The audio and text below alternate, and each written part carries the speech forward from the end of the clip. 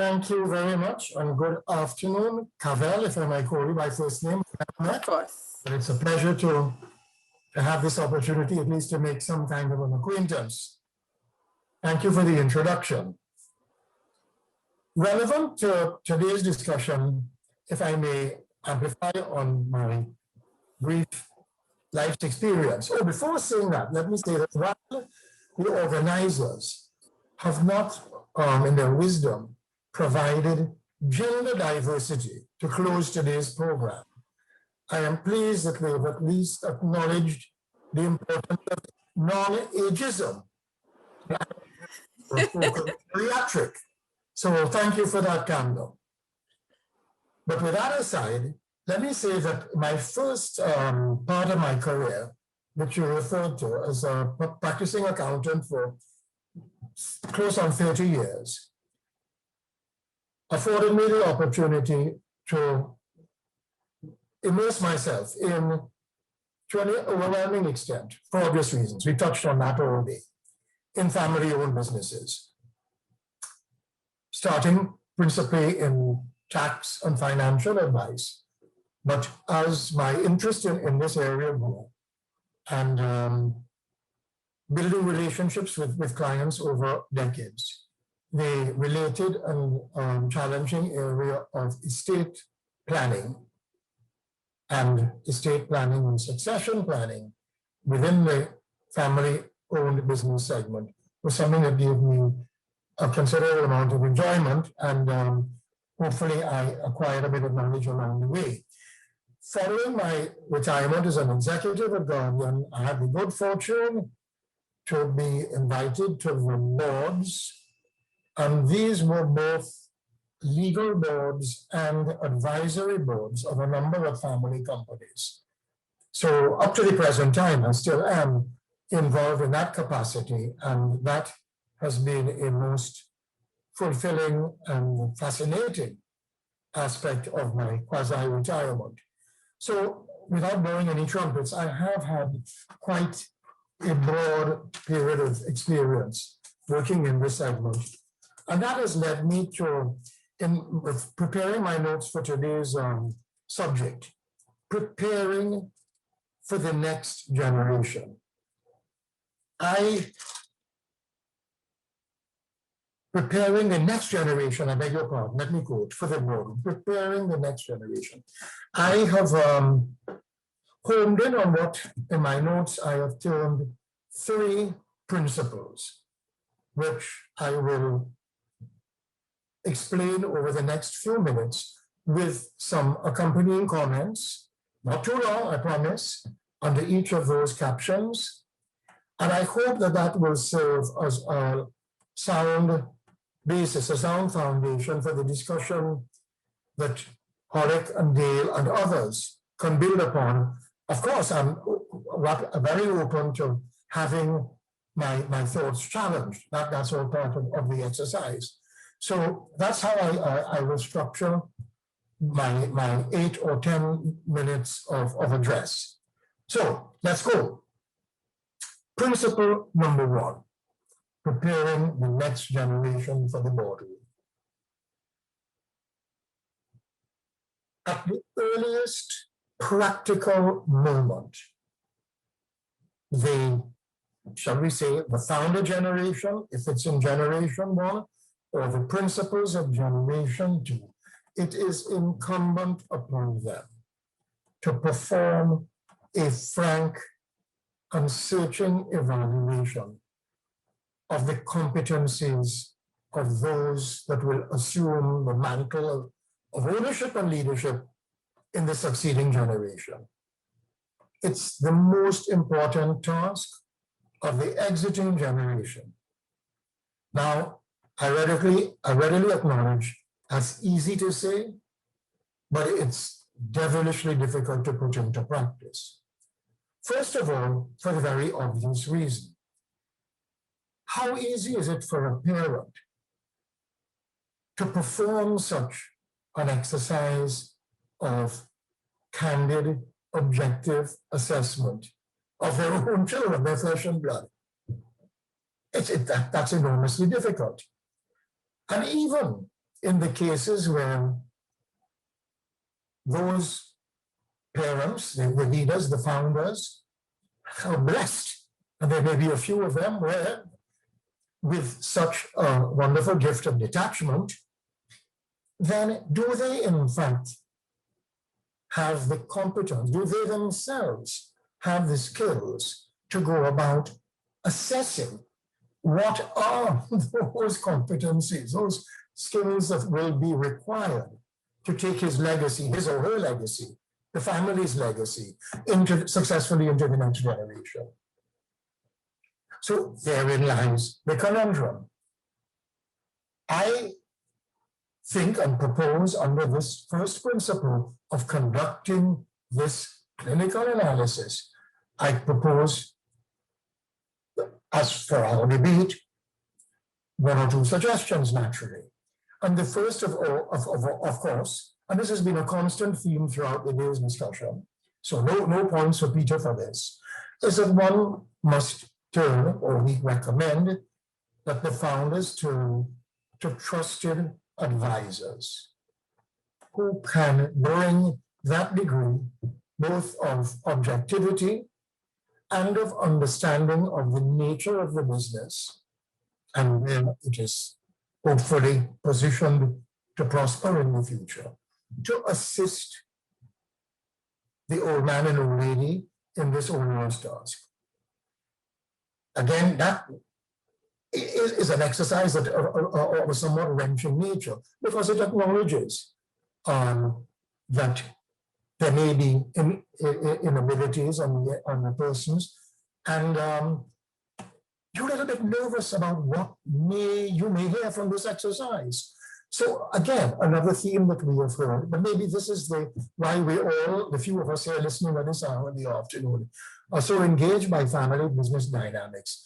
It's all about human beings, human behavior, and the challenges posed by these sensitive issues.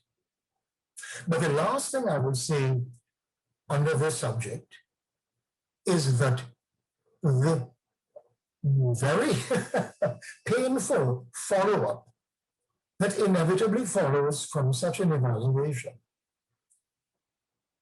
but it isn't inevitable, but it's very likely to follow, is that one or more of next gen, not Gen X, but Gen Next, are not, for perfectly good reasons, suited to assume executive, board, leadership, call it what you will, roles in the succeeding generation.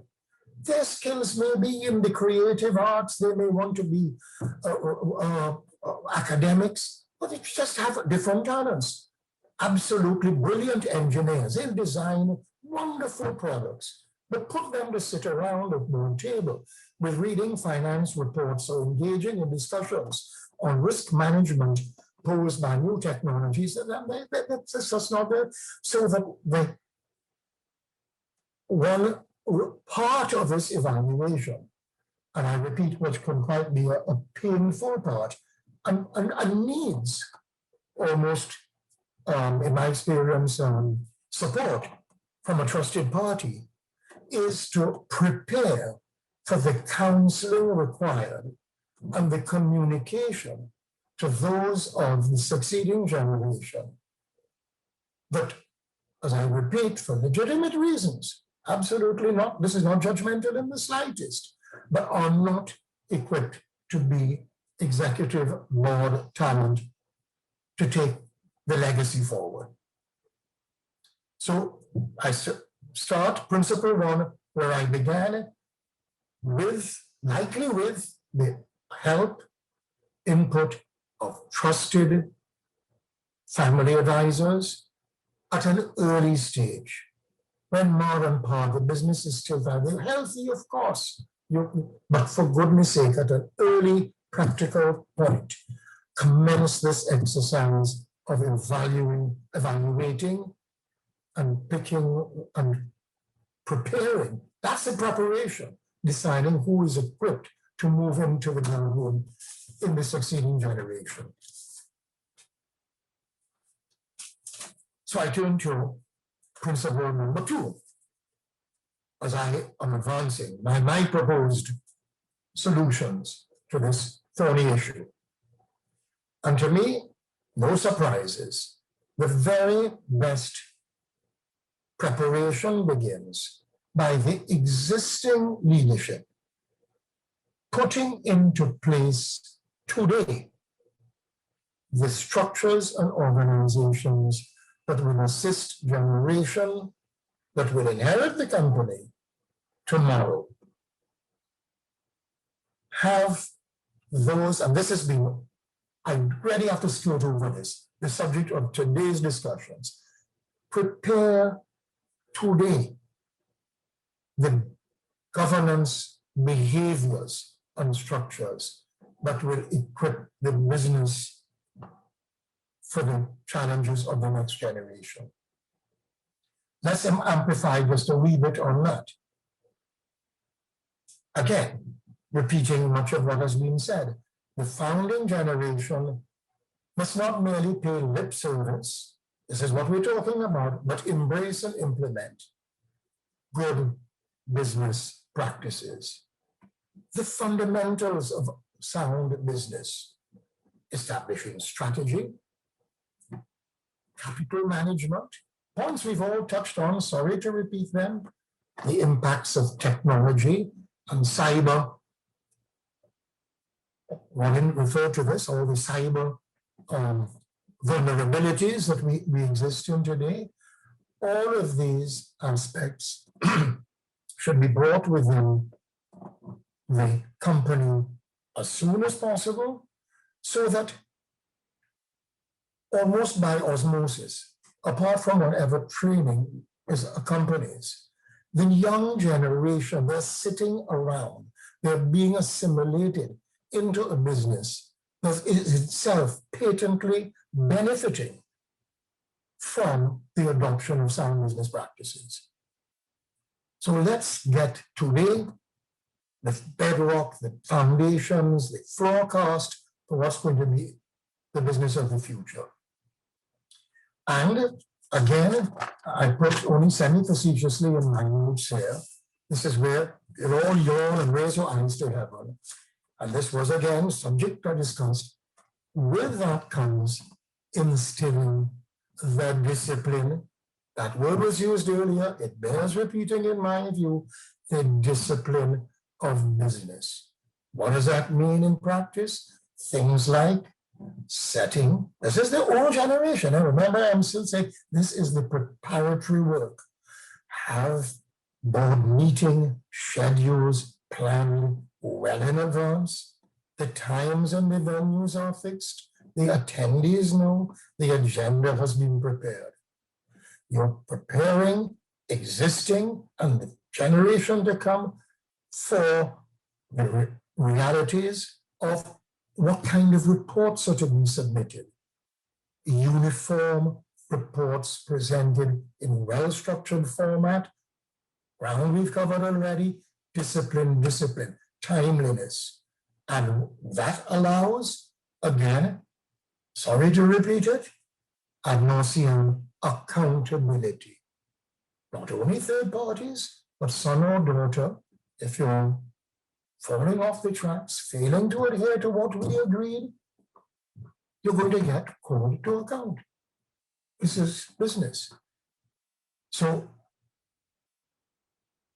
establishing framework, imposing discipline and rigor into the business, to me, and I've seen this over and over, I'm sure you are, I'm preaching maybe to the converted, that is an education as valuable or more valuable than a classroom education in business tactics. Having the younger people in, I use the word again, just instilled, it's just automatic. They see how good business practice, that's the way it should be. Principle number 2, have ma and pa get things well established now. Don't leave it until the will is read, heaven forbid, to have green people struggling to do this. The third aspect of the third principle that my reflections led me to propose relates to the selection of mentors for those that are going to succeed. Gen 1, or if it is already in Gen 2, that will take into that challenging minefield of Gen 3. Have suitable mentors to these younger people identified. They may be, but not necessarily so, the same individual or individuals who perform the evaluation I spoke about at the outset. But people who, they may be family friends, business associates, people who have seen John or Jane mature and can have the right chemistry, likely to be older, I agree, will provide invaluable support and guidance. And here's where I think so much of that guidance can come. One will, I'll not say take for granted, but there's the probability that the inheritors have skills. They will have hopefully university training, exposed to business. They know how the widgets are made and sold. But the whole other aspect of business, points already, I beg to apologize again, covered, like human resource interaction, developing the soft skills of communication, motivation. And indeed, this is where mentors can be so helpful in introducing these younger people into the wider business community, encouraging them and paving the way for membership, say, into chambers of commerce. Look at what Dale is doing. Manage the Manufacturers Association, specialist industry groups. The mentors can mold, can play, if the word says it all, a very, very hugely valuable role in the maturation process, if I may use that term, of these young people to step up and equip themselves in leadership. Sure, they will be pointed and go to courses like the CCGI and other valuable organizations will promote them to. But that coaching and paternal, or dare I say, avuncular mentorship, I can't come with a better word, I think provides the third complementary leg of the preparation process. It gives our young people those introductions to broader, softer, qualitative aspects of their business makeup. So, thank you for listening to me while I propose this outline for how a successful family transition can begin. I look forward to the discussion that follows, and as I say, I'm absolutely certain that this is neither prescriptive nor complete, but I hope it has set the ground for a lively debate to follow. Thanks all. Thank you. Well, certainly, Henry, you've kicked off the discussions, and you've laid out three key principles that I think has laid a good foundation for the other speakers coming up. And just to recap, really and truly, you said in principle number one would be for the old generation, as you called it, the older folks. Not necessarily, it doesn't necessarily mean in age, because you started off talking about ageism earlier, right?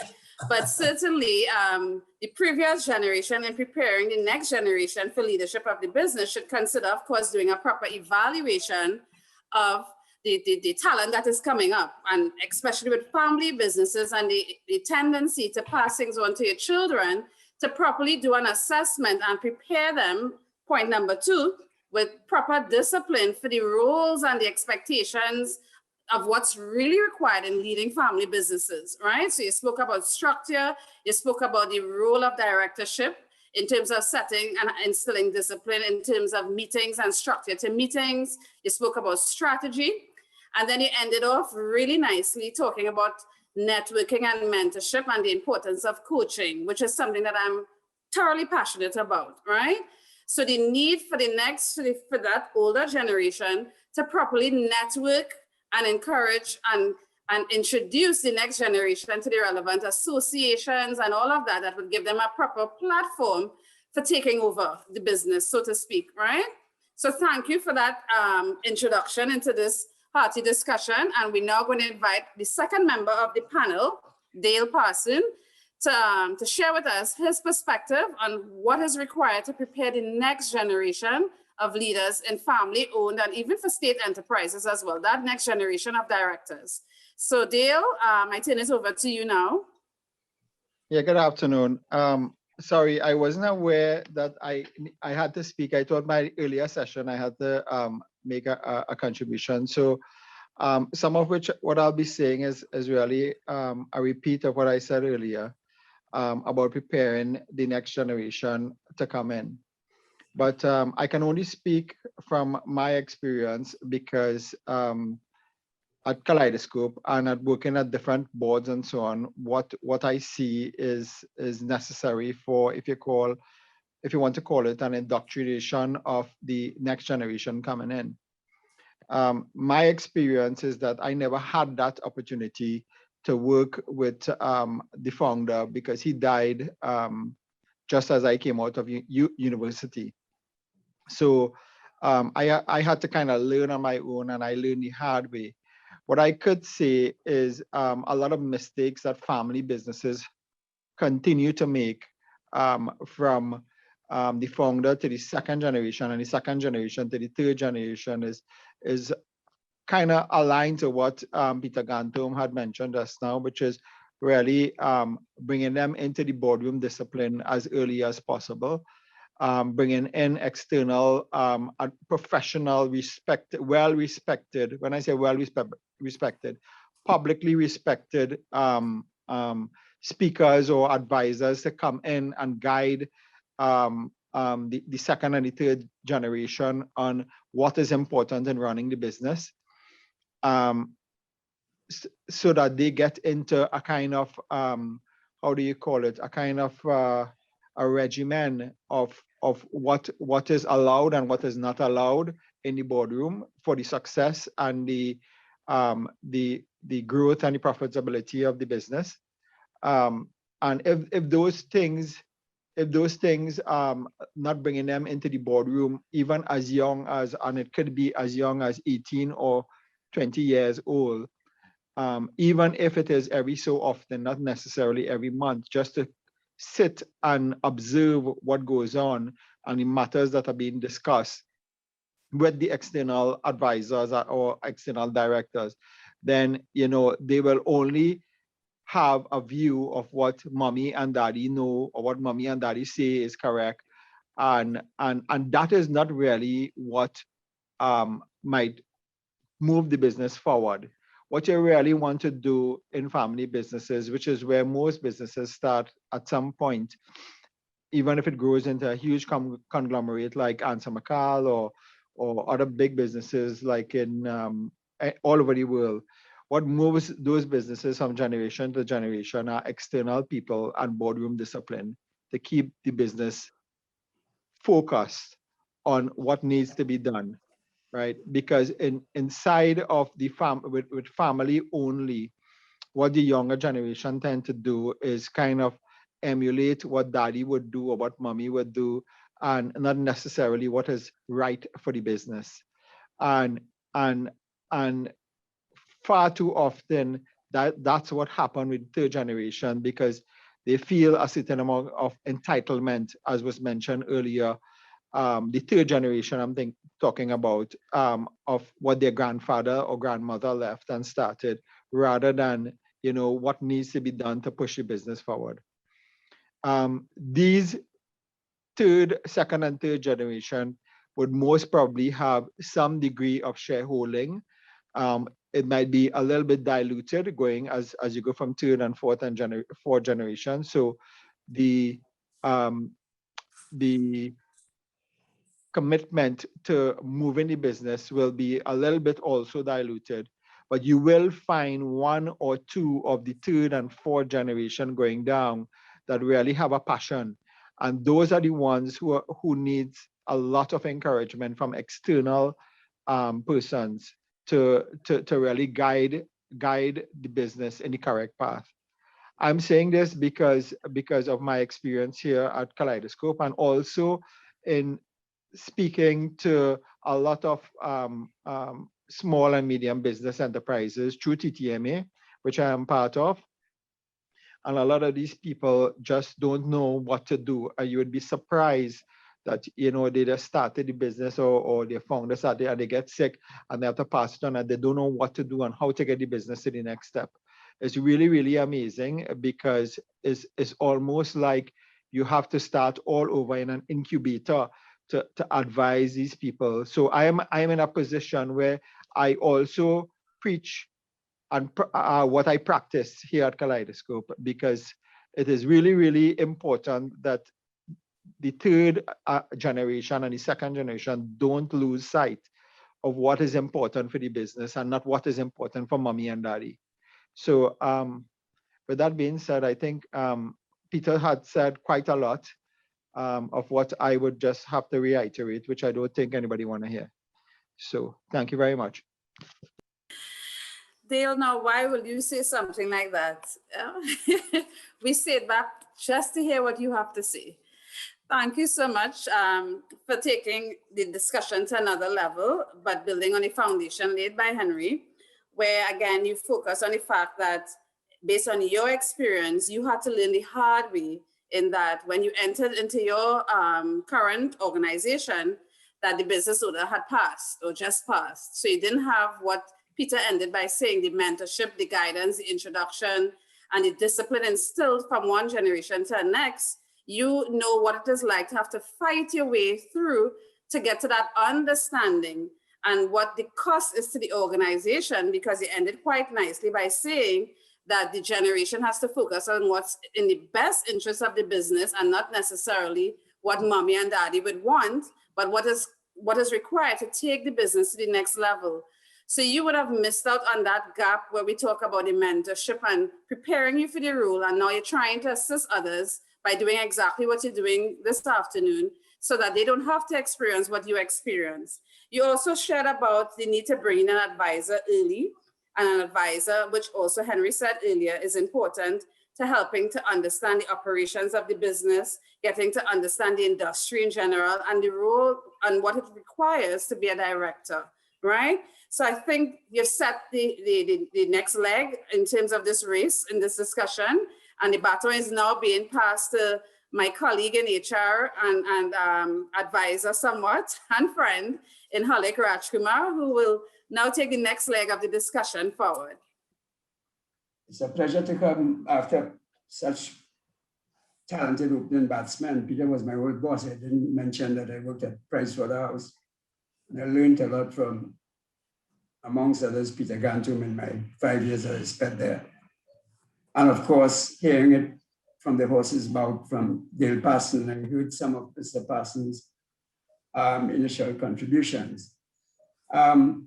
Of course, I've been in executive search and recruitment and searching for chief executive officers in all kinds of businesses, private businesses, state businesses, family businesses, multinational businesses, and so on. And we can't help but, when we're dealing with family businesses, talk about legacy, talk about succession, and we're called upon to advise on those matters.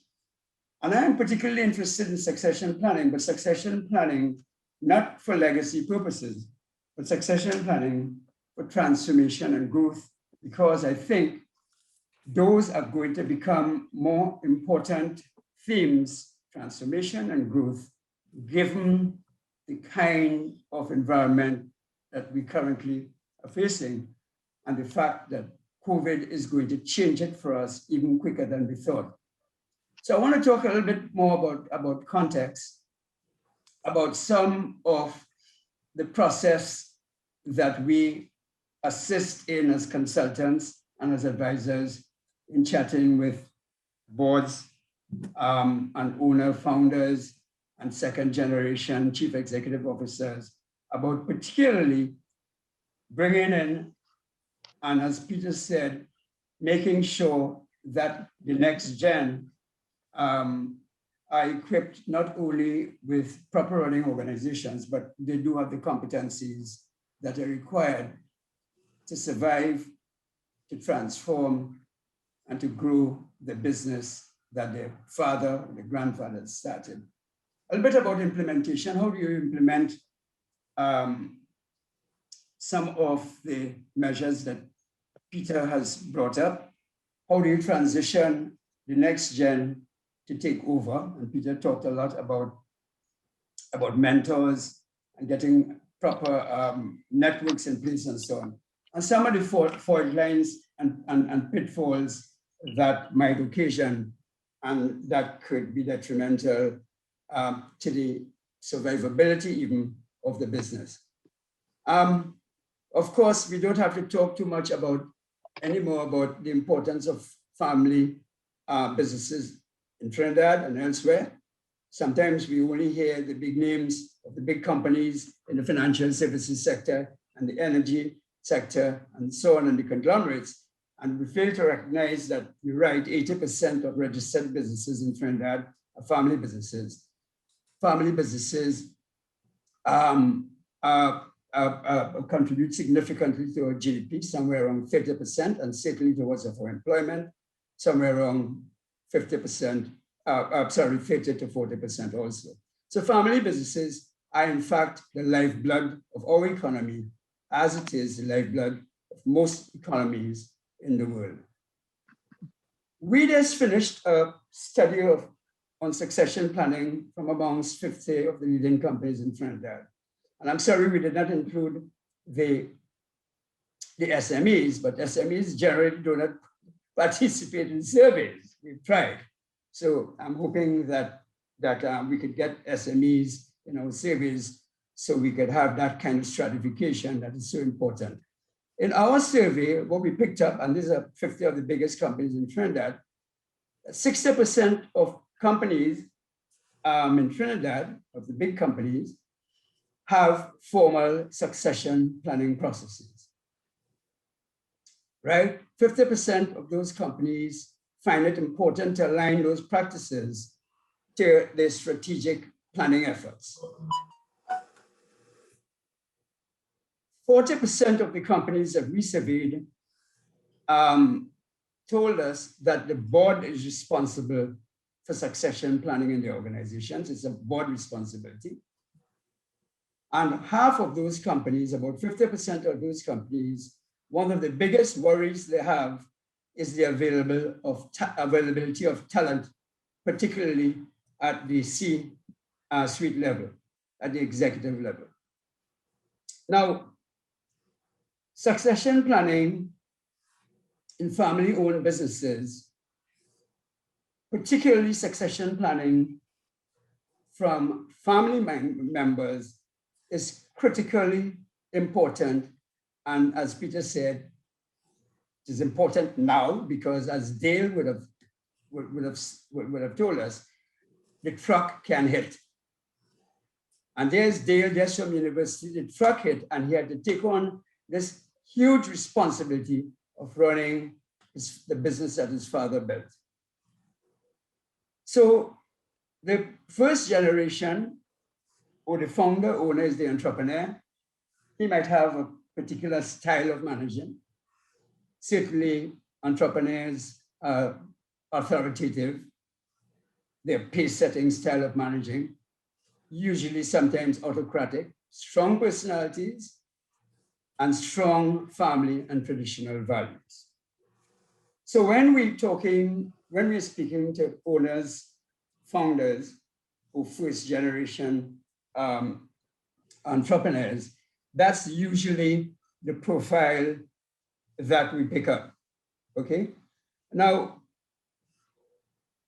the talented son or daughter or nephew might have gone to university, might have gone to Ivy League universities, might have gone in business, might have studied business administration or chemistry or engineering or medicine, right?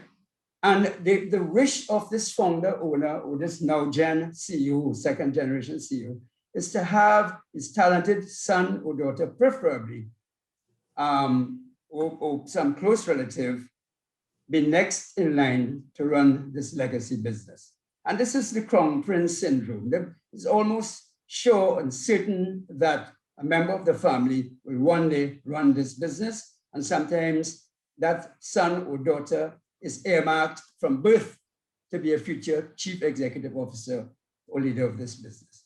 If that fails, then of course you have to look for an external chief executive officer or an external successor to run this family business, which is not always the best solution, because that comes with all kinds of issues and all kinds of problems, particularly from family members. Most of the searches that I do for chief executive officers for family businesses are not happy searches. They don't end very well, right? Another passion that a founder owner has, of course, and it's not always a good passion, is for his son or his daughter to be a clone, to continue the sequel, to be like him or her, right? Not understanding that a generation or two has passed and you're now dealing with a 40-year-old or 50-year-old, a millennial or Gen Y or Gen X, who is different, who has been trained differently, who has responded to different stimuli in a different environment, and who has to run a business that is where the business environment and the landscape, the economy has changed significantly. So although you might have a very successful business now, right? When you pass the baton on to the next gen, or the second generation, or the third generation, that individual, that chief executive officer, is going to be dealing with a completely different world, completely different environment, with completely different consumers, with completely different technology, with completely different expectations from business, right? Environmental, social considerations, purposeful business, conscious business, and all those things that we did not know of 40 years ago when we formed a wonderful business that appears to be doing well now. When we talk to particularly founders, owners, about finding a successor or locating a successor, either from an external search or talking about the next family member who might be interested in becoming the next CEO, we are talking to someone who is shrouded in emotion, right? And as I said before, that founder owner might be looking for his clone, his own clone, and might be looking for a sequel. There might be a board, but remember this charismatic founder owner likes to take charge. The board might be ceremonial, friends, retired accountant, is a retired accountant, retired banker, who might yield to the parochial interests of the family. It might be an advisory board, which is a level up, a step up, but we would prefer to be speaking together with the founder owner to an independent fiduciary board that would take responsibility for succession planning, particularly for chief executive officer. Not that the founder owner doesn't have to be involved and should have a say on who his or her successor should be, particularly if it's a family member. But succession planning should be the province of an independent board of directors or independent board of advisors.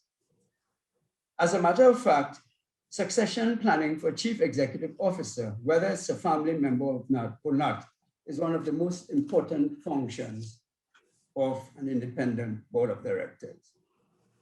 Of course, the process in selecting, in coaching, in mentoring, in finding, in preparing for readiness, the next chief executive officer / family member depends on the size, complexity, and maturity of the business and the acceptance of the need by the chief executive officer and the board of directors for the process. But it is a process, it is not perfunctory, and it's not something you do a year before the chief executive officer retires, or it's not something you do as soon as the truck hits. And unfortunately, the truck could hit. Matters of health, ill health can occur, which speeds up the process. But if you have the process in place, and as Peter would have said, if you had put proper systems and procedures in place, then you would have planned for the eventuality that some misfortune might speed up the process. So the transition period sometimes is now. The truck has hit, or the founder, owner, or the current chief executive officer has gotten ill and needs someone to take over as chief executive officer. And that might be a favored son, it might be the crown prince, right? Or favored daughter or favored nephew. It might be somebody from the outside. It is the responsibility of the board to take over and to take charge of that process, okay? What are we looking for? And again, Peter and some of the previous speakers have zoned in on what you're looking for. You're looking for business acumen in a chief executive officer. You're looking for leadership qualities. You're looking for personal characteristics. The job description for the next chief executive officer is not the job description, if one exists at all, that drives the current chief executive officer or the owner founder. In 90% of the cases, in any event, there's no job description.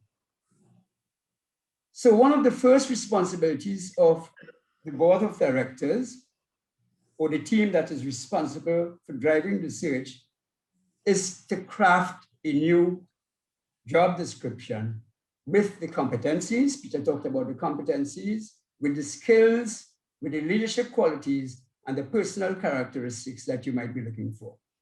To the extent that that chief executive officer designate, or the crown prince, has all the technical skills because he or she might have grown up in the business, they know the business, they know the technical, the production parts, they might know the supplier parts, supplier chain.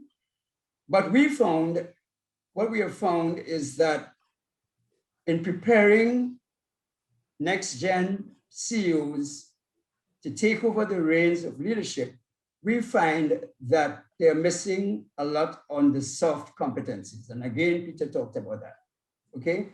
So while they might have a tremendous amount of strengths in the personal competencies, we find that there is a lot lacking in the social competencies, particularly if the culture of the organization emanates from the style of the owner-founder. Remember, these are hard-driving people, these are entrepreneurs, these are no-nonsense people, these are people who are astute with personal economics and so on. So a management development process that has been talked about already has to be taken on board around company strategy. And this is not, again, a process that the board of directors would leave to the final year before retirement of the current chief executive officer. We think the process should be, even for family businesses, and we're talking about medium-sized businesses that might have revenues in the range of $30 to $50 million that might employ 50 to 100 staff.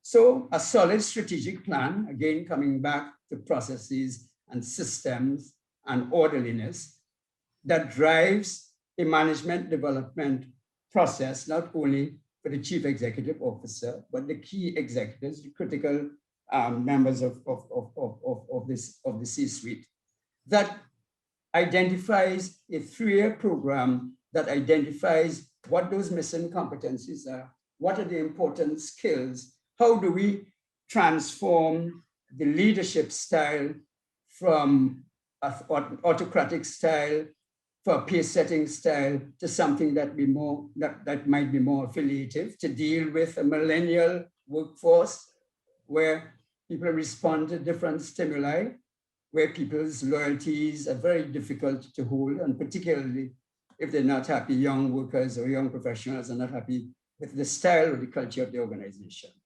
So the board identifies these gaps with respect to what the next chief executive officer or CEO designate might need, right? The board helps identify what might be the appropriate leadership style and capabilities and competencies that are required, and a definition of what ethical, purposeful, conscious leadership should look like for the period that this young millennial, he might be 40 years old, he or she, right, who is going to take up these reins, what kind of organization, in what kind of environment would he prosper in? And he or she would be there for the next, remember, 20 to 30 years. I think Dale spoke about the possibility of secondment. We found that crown princes, even though they might have gone to great business schools, great engineering schools, if they grew up in the family business, and if they grew up in a family business that has a legacy culture, they usually miss out on best practices, right? And we always recommend that if you have a good management development program that elapses over a 3-year period for the next chief executive officer, if you could arrange a secondment with one of your strategic partners, might be in a related business for a year or 2, that helps, okay? So the board now has a management development plan that has criteria for success, that has capabilities and competencies that might be missing. The board has set milestones so that the chief executive officer is evaluated to the extent that he or she is achieving the performance indicators at milestones, so that we know that progress towards getting there to pick up the reins 3 years hence is being made, okay? And of course, evaluating performance. The board of directors might conclude at the end of some period of time that probably this crown prince would not be a good chief executive officer for the organization. How do you tell current CEO, father, grandfather, that his son, and Peter talked about it also when he talked about competencies, his daughter, his crown prince probably does not have the competencies to be the chief executive or the next chief executive officer to take over the reins? How do you say that, right? Well, if you have a good independent board, and if the board has gained the trust of the founder, owner, or the current chief executive officer, the board is wise in its counsel, and the board understands the balance that David spoke about earlier between soft and hard kind of conversation with the founder owner. Then you could convince the founder owner that maybe we need to extend the training period, and in the meantime, we could bring in an interim chief executive officer, whatever you want to call him, or chief operating officer, to help in the mentoring process and to run the organization in the meantime. Coaching is becoming very popular these days, and coaching would be able to pick up a lot of these gaps, particularly using tools like psychometrics, 360 assessments, and the like.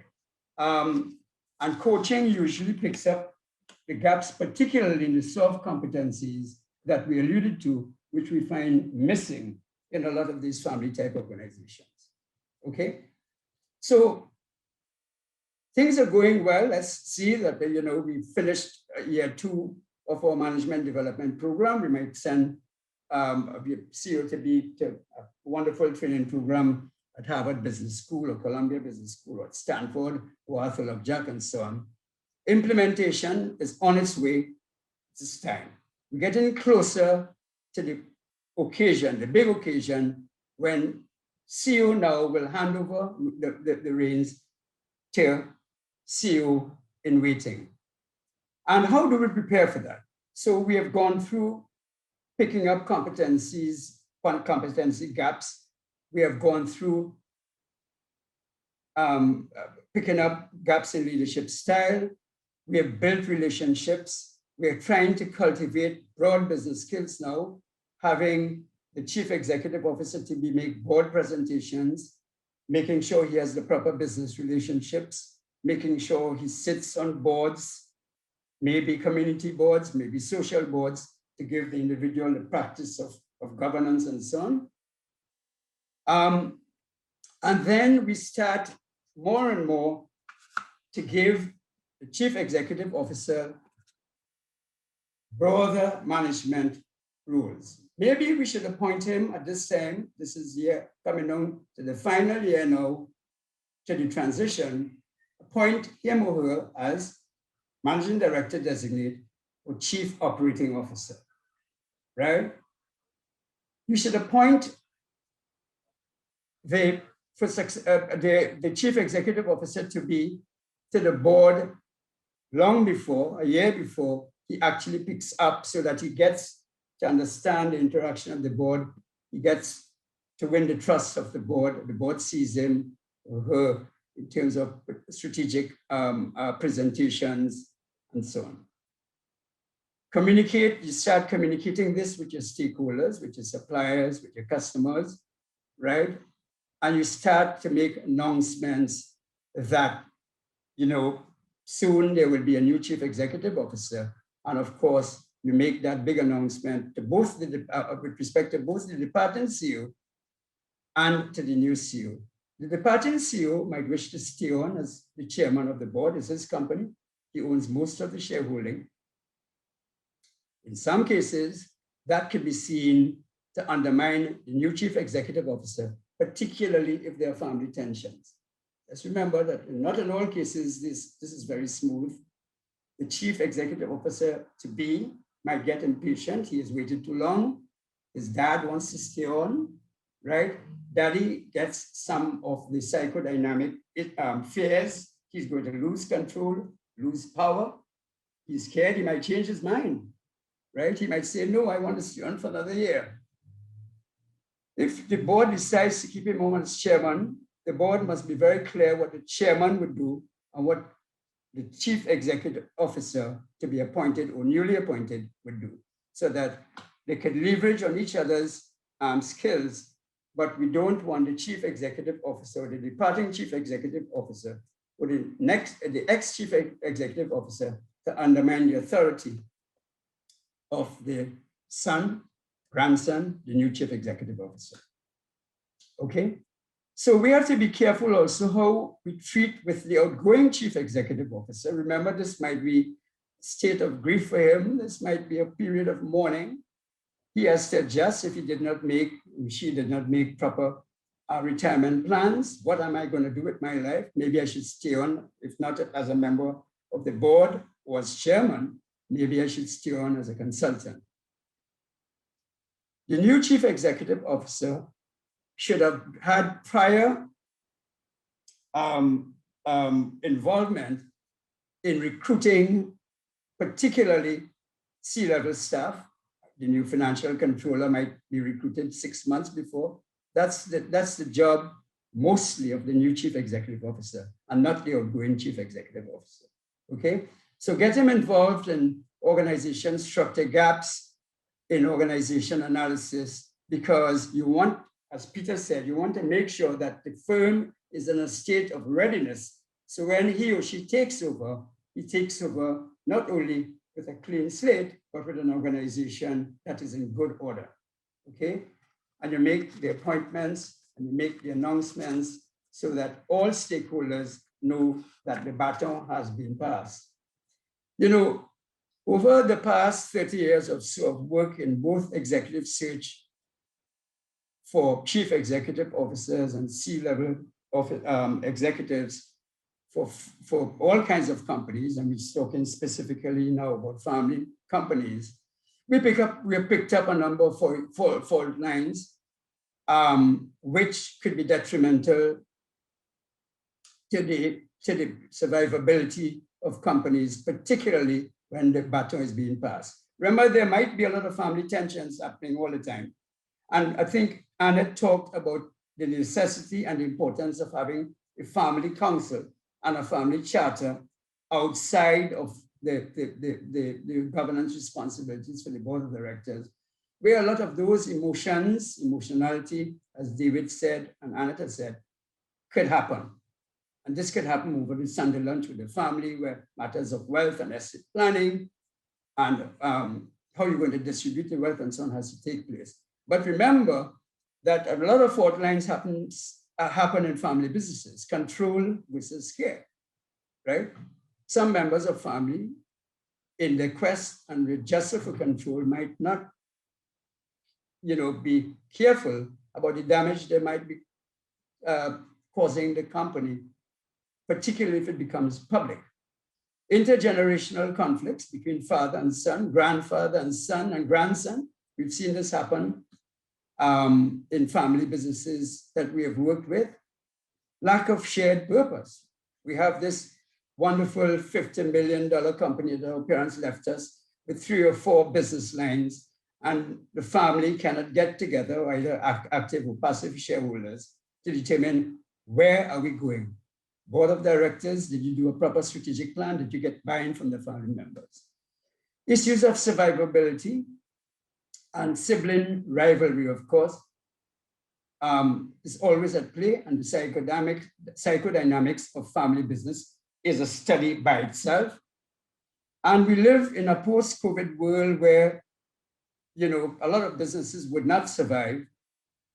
A lot of businesses might be setting up themselves for acquisition if they don't carefully manage how the future would look like and what a chief executive officer must have, right? Or you might be setting up yourself for what is sometimes called creative destruction. Sometimes you have to get out of business to get into business, okay? That's all I would have to say on, I know a lot of this has been covered already, but that's how we see it. That's how we do it when we're helping family businesses. And I thank you for the opportunity to make a contribution to this wonderfully planned and executed conference. Thank you so much, Hollick. Much food for thought, and you've done it in true consultant style, right? Very structured, starting of course, with sharing the role of consultants in succession planning when you kicked it off, and why we need to have a succession plan that is somehow match or supports the strategic plan for the business. So you started off sharing a bit about that. You went into some good statistics, about 80% of businesses registered in Trinidad and Tobago are in fact family owned and managed business, 50% contributing to GDP, 30 to 40% towards employment, which is essentially the lifeblood of our economy. And you shared a bit about what percentage have succession planning based on some consultancy work that you've done in the past, right? So you started off quite nicely, and then you led to the important fact about what the profile of the CEO and what the directorship should be. And sometimes the fact that this is centered around the founder of the business, but the absolute need to deviate and move away a bit from that and to craft what is essentially in the best interest of the business and not necessarily tie it to the founder of the business. You even spoke a bit about the generational issues and possibly the need for generational bonding, as I like to call it. Not necessarily that we're casting away the old, but certainly creating a space for the next generation to succeed. Hence the dichotomy between what the role of the outgoing CEO shall be if he continues to be chairman on the board, and the incoming CEO getting the autonomy necessary to lead and to govern, right? We heard a little bit about structured programs to prepare the next generation, but also really the importance of the family type governance issues that must be addressed and ironed out. So a lot was shared, a lot was exchanged, and I thank all three members of the panel for really setting a great platform for healthy dialogue and discussion as we engage in the next phase of this afternoon's session. So I want to turn over to the chat and see and hear what our participants are saying.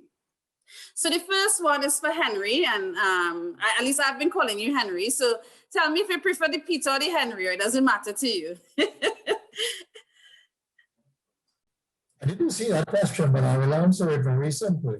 I would say, in my experience, no, not terribly convinced of its value. And that's a regrettable fact. I don't know, I don't mean to amplify on that. I think it's a difficult enough job to sell the concept of representation of independence. But the advisory board intermediate grouping, I think, is a pretty rare animal. I don't know if Hollick will correct me on that. Yeah, and you're right, Peter, you know, and it's the best next thing. You know, a lot of companies, and I'm talking about companies, and you don't know this, Peter, that have substantial revenue bases, employ a lot of people. By the way, family businesses contribute about 30% towards GDP, not 50%. Okay. I don't want the economists to shoot me now. You know, the next best thing, like I have been trying for many years now to have third generation family business, to get away from, without even the formality of family council, of a family board, where there's a tremendous amount of psychodynamic play. And it's sometimes hostile. And they are shying away from getting into a fiduciary independent board. I mean, we've been trying for more than 20 years. Right. And they finally accepted, and I found them, most of the members, to work with an advisory board. And that seems to be working okay. Right now, the advisory board doesn't have the teeth or even the independence or the gravitas of a fiduciary board, but it's the best next thing in the development and in the transformation of this family business from very family hostile, no shared, little shared purpose and so on. But they have survived. I mean, this business has been around for about 50, 60 years. Right. But they have not grown and they have not transformed. But they're finally listening to an advisory board that we set up about 2 or 3 years ago. But generally, you found that most of them are not inclined to have the advisory board in place, from your experience. I don't know what Peter's experience is, but they're not inclined to have any board. Right. Except for as a rubber stamp, as I think Annette said in her earlier presentation. And actually, Okay. Annette just has a note in the chat, Cavell. She lost the link to raise her hand, but she wants to say something. So let's invite her to comment, because this is an area that she also contributes significantly. Okay. I didn't hear quite clearly what you said. Okay, lost. Okay, all right, Dr. Annette Rahal. Yes. Yes, feel free to contribute, please, to this. Sure. I just want to say something. Well, Cavell, a family council is different from an advisory board. Family council is what works for the family. Now, with regard to the advisory versus the fiduciary board, Hollick, look, they are reluctant. There's reluctance on both ends, and the family business to introduce such a formal board and have their names in the letterhead, but equally on the part of directors, because remember now, you under the Companies Act, you have a heck of a lot of liability.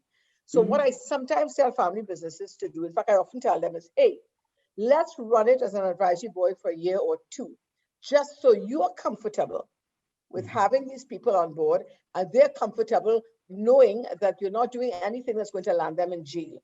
Now, there's no real difference, in terms of the advice given and the family business accepting the advice, right? The real difference is the registration, the company's registrar, and people feeling liable. So that is why you may find there's a bit of reluctance, but the reluctance goes both ways. Okay. I think that is a fair, absolutely fair observation, Annette. And if I would just continue and say, again, like everything in life, or most things, it's a two-edged sword. Because I believe that what might be considered the threat of the legalistic and statutory obligations, turn it around, in my experience, sometimes maybe, gives strength and credibility to the board that you've been successful in implementing with one or two independents, and the discipline, bring back the word again, that is implied in that structure. So it's again, you're about between there. It's an interesting dichotomy, and there's no magic. Right. It's we just have about 15 minutes more for this session. So Cavell, forgive me, I want to butt in because I have a question that I want to get in before it's too late. And this is we're hearing a lot from that side of it in terms of working with the founder to set up an advisory board or so to help in that whole succession process. But I am aware, I have experienced family businesses where that founder generation has a personality of pitting the children against each other. And I want to ask you now, for those who are that third generation, because I see the grandchildren sometimes totally lost and not sure how to maneuver the complexity of those relationships. So I want to ask you if you have any advice you could give to that generation who are exposed to an entirely different thought because they're in this information age, but we have to respect, and it reminds me a lot of what Oprah Winfrey had shared about her mother and the fact that she couldn't have had a relationship with her until very late because of that whole socializing process and how her mother behaved. So for that founding generation, their behavior possibly worked for them then. But that behavior included the pitting children against each other and creating a lot of conflict and divisiveness. And now the third generation needs to deal with that. What would be the advice that you would share? We talked about, three constructs here. We talked about family council. We talked about advisory board. And we talk about independent directors, fiduciary board. And Annette is right. And Peter, you know, and Peter is right. A lot of these founder-owner companies don't want any board, right? And it's a question of trust, and it's a question of exposing your business to people who you're not familiar with and so on. And this is why they would prefer to have a ceremonial board with the ex-accountant, with the ex-bank manager, with whom they've had entrusted relationships for a long period of time. But it's a continuum. And a lot of that discussion with respect to family dynamics and family issues, right, which are very deep-rooted, because the father might have a favorite son who might have absolutely no interest in running the business, who might want to be a speedboat driver, right? And father might be in pain and in grief that his favorite son, right, has no interest in his business. And the one he has to live with is the one he spent money to send to Harvard Business School. But that's not, so you understand the psychic confusion here. But Annette is right. To get to moving from no board to an advisory board might morph into saying, we built this trust relationship with the advisory board that Ganteaume or Rajkumar suggested, right? They are people of integrity. They are people who understand our family issues. They gave me good advice. That advisory board might become the fiduciary board at some time in the future. Now, keep in mind that this family council that Annette brought up, and I think it was brought up sometime before, is completely different from the responsibilities of a board of directors. And a lot of the emotions that take place within the family, that's the right place to deal with it, right? And you will have your, you might have a trusted advisor to manage that for you as, at the family lunch on Sundays and so on. But it might also require more help than that. For example, psychological help, okay? Right. So, these are different constructs that have different purposes and might be in a certain place in a continuum where we get to some kind of maturity so that this firm can really truly transform and grow, particularly with the next gen coming in as chief executive officer. Okay, thanks, Hollick, and thanks for that question, Kamala. So we do have another question from Susan Morgan, and Susan is really focused on the difference in generations and millennials and Generation Z in particular, and the fact that they may not necessarily want to follow through or practice the dinosaur in inverted commas practices of the founding generation, the previous generation. She's interested in hearing your thoughts about it in terms of the differences between the generations and how they conduct business, the practices in terms of managing even a board. What are your thoughts on that and some of the generational issues? Well, I think that Stacia Marie provided a most excellent response, and I rather align with that. Mm-hmm. Yes, and I see Dale has his hand up, Cavell, so we can possibly call on him to also share. Yes, Dale. Yeah, no, I just wanted to go back to Kamala's question. I think what her question was, how do you how do you stop this kind of favoritism or dispute between siblings which go down to their kids, which is the third generation? And I think the only way to really solve that problem is to have an advisory board and instill a discipline which carries the focus on business and not on emotions. So yeah, so the minute you try to that dispute is there between siblings always, because mom and dad always, the founder always have some favorite, and that dispute will always be there. The only way to mitigate that dispute and that division between the second and that goes down to the third as well generation is to really have an advisory board which are respected people that could focus on growing the business and not on the emotions, because you will always have that, and that could help with the third generation and appointing a CEO, because remember, the third generation will have less shareholding than the second generation. And out of the third generation, there might be 12 kids or 5 kids or how many ever it is, but it'll definitely be more than the second generation. They will have less shareholding, but one or two of them will have the passion for the business more than the rest for whatever reason. And that advisory board can mold that person into becoming into becoming a leader, not necessarily a CEO, but a leader. Because I have found that you can hire, and Mr. Hollick Rajkumar can correct me here, you can hire any amount of CEOs for family business, and really they don't have the true passion to push the business unless you're paying them a whacking sum of money. And even so, they don't really have the passion to move the business strategically forward.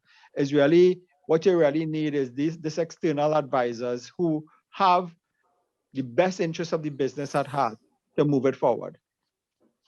Yeah, and you're right about that, Dale. And this is why a lot of those searches don't end up very unhappily. I mean, it is very, very difficult for owner, founder in particular, to recruit an external chief executive officer into a long-term happy relationship, even while a family, next-gen family might be grooming for the position, might be in grooming for the position. I want to get back to the question of values. And I think Kamala brought it up, the divergence of values between old gen and new gen. Yes. And how do you bridge that? People build tremendous organizations and would have, right, inculcated universal, strong values that have become the hallmark of that organization, right? And, you know, new gen doesn't come in with her new thinking and just say, well, this is the old grandfather's values and old grandfather's statements about who we are and so on. Yeah, we have to take and leave what is good and don't throw away the baby with bath of water. Of course, new gen will have to translate all of those things into the new way and the new environment. We talk about the new conscious leadership styles, the new purposeful leadership styles, the new commitment to E, S, and G, and how young consumers respond to companies that have strong ESG statements and in fact live ESG and so on, which old gen might not have had any concern about. Yeah. But you just don't throw out enduring universal values that would have built this company into a successful $50 million company that it is now. Agree. The selection, we're running out of time, the selection of an appropriate one or more independence will stand or fall, but the right people will embrace and encourage next gen to bring these ideas, to bring the thing, to have them influence decision-making and the way the company will develop in the next decade. So I mean, sure, get the people, I think is a rather corny but practical answer. People who will listen and sift out all the good, intelligent, progressive thinking and practices that are being brought forward by these young, bright, talented young people. Mm-hmm. My last word, and I wrote this down, and I didn't quote it, but I want to quote it. It was in the last word. And Dr. Bertrand Hollick virtually used the same words earlier when he was correcting Mr. David O'Brien. And that is, discipline is not in conflict with entrepreneurialism. Mm-hmm. Mm-hmm. Yes, and you've repeated that again. The discipline, the word discipline keeps coming up. Yes, Peter. Well, as we come to the end of this session, I mean, I really want to thank the three members of the panel, all sharing differing perspectives that connected nonetheless, contributing in their own way based on their own experiences to the healthy discussion of preparing the next generation for directorship. And just to recap a bit again, and some of the key things that stood out for us would be, of course, once we've identified the members for succession, and Hollick focused a lot on succession planning, we really need, in accordance with Peter and Dale, we need to educate and prepare them about the aspects, about the specific role and expectations of being a director on a board, right? That came out quite clearly.